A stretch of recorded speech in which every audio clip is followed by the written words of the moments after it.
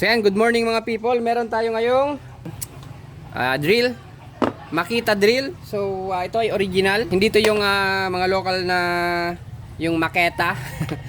This is original Makita. So yan.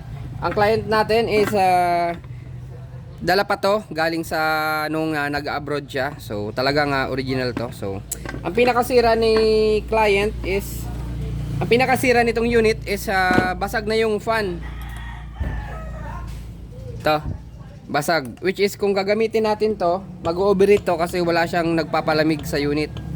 So yan, gawa natin ang paraan. So tanggalin natin. Ang pinaka first option sana natin is papalitan natin ng buong rotor, so yung armature. So yan. Kaso ang problema, nahanap ko yung exact part niya sa Lazada, Shopee. Nagkakalaga siya ng 3,500 plus. Wala pa doon yung shipping. So gumawa ulit tayo ng paraan since ito lang naman yung sira. Hinanap ko yung saktong fan. Yung blade lang. So yan, nakahanap nga tayo. Yan. So ito yung nagkakalaga ng 1.2 lang. So 1.2 versus 3.5 pataas. So yan, ito yung papalitan natin. So makakatipid si client ng bonggang-bongga kasi ito na lang yung papalitan natin, hindi na itong buo.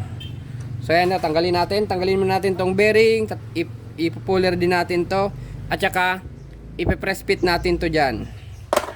So yan, ang una natin gagawin, tanggalin muna natin yung bearing. Pull out muna natin yung bearing gamit yung puller para hindi mabugbog yung pyesa.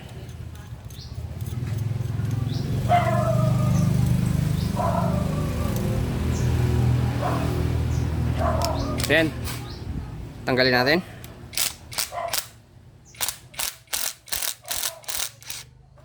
So yan, napakadali lang kasi alit lang naman itong bearing. So yan, next step natin gagawin is susukatin natin yung distansya sa stopper ng bearing at saka dito sa bronze bushing, which is around 5.3 mm. 5.3 kasi wala kasi itong stopper, so pag mas mapasobra yung press natin, lalagpas to dito. So yan, next step natin is ipo-pull out natin yung naiwang copper bushing nung fan. Yan, napakasimple lang.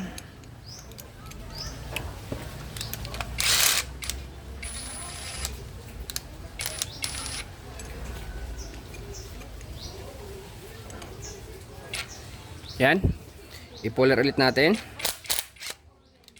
Yun, kaso ang problema,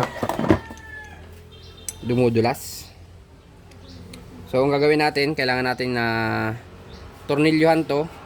Pero meron tayong shortcut niyan. Kasi itong puller na to, meron naman yung tornilyuhan talaga yan para umipit. So gawa na lang tayo ng shortcut. Gamitan natin ng vise. Mali. Vise sa akin. C-clamp. So yan. Ayan, try natin ulit kung dudulas pa.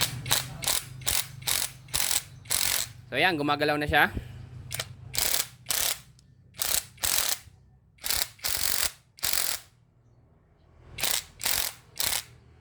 So ayan, tanggal na.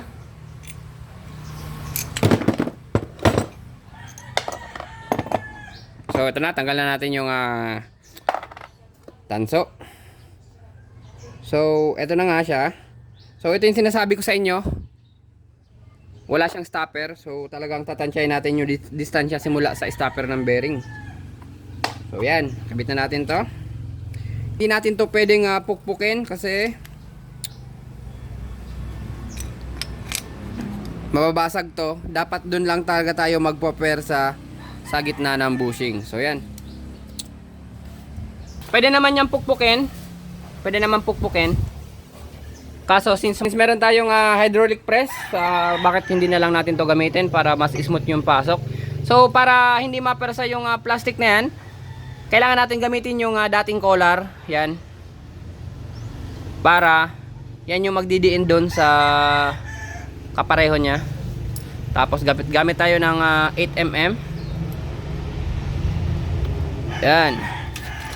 Yan, tapos i-press na natin. Yan.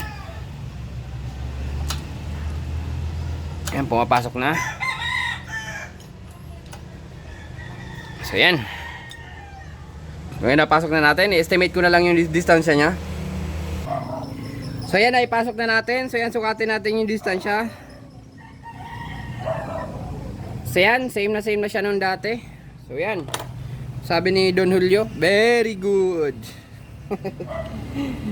So yan, try natin ikabit. Ah, hindi, yung bearing pa pala. Kalimutan ko.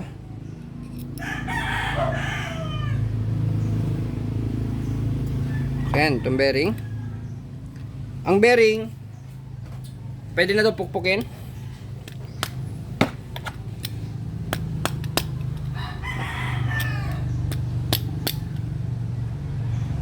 So yan, napakalambot lang naman yung bearing.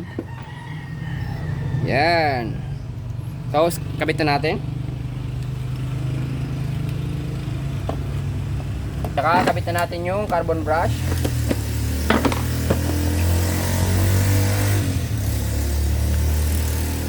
Yun, saktong sakto, walang tumatama sa parts nya. So yan, kabit na natin to.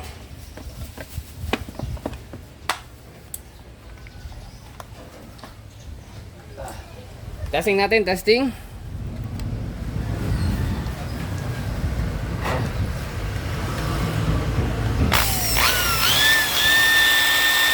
Yun. Yun. Meron na naman siyang hangin.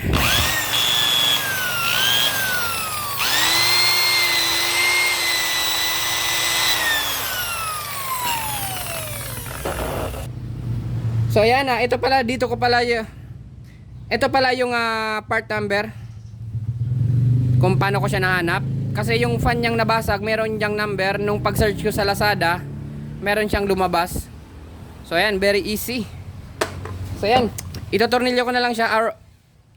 So gagrasahan ko na lang yung mga gears, bearing, tsaka itotornilyo ko. Goods na to. So ayan, thank you boss Adel. Okay na yung drill mo. Pwede mo nang i-pick up. Thank you.